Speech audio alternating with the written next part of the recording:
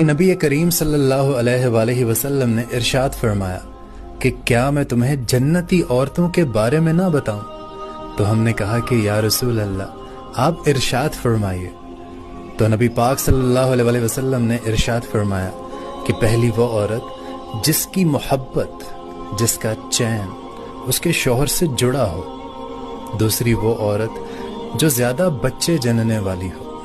और तीसरी वो औरत अगर उसका शौहर उसे बुरा भला कह दे या उसका शौहर उससे नाराज हो जाए तो वो अपने शौहर को राजी करते हुए ये कहे कि ये मेरा हाथ आपके हाथ में है, आप जब तक मुझसे राजी नहीं होंगे मैं उस वक्त तक सोऊंगी नहीं, और जब तक आप मुझसे खुश नहीं हो जाते तब तक मैं सोऊंगी नहीं।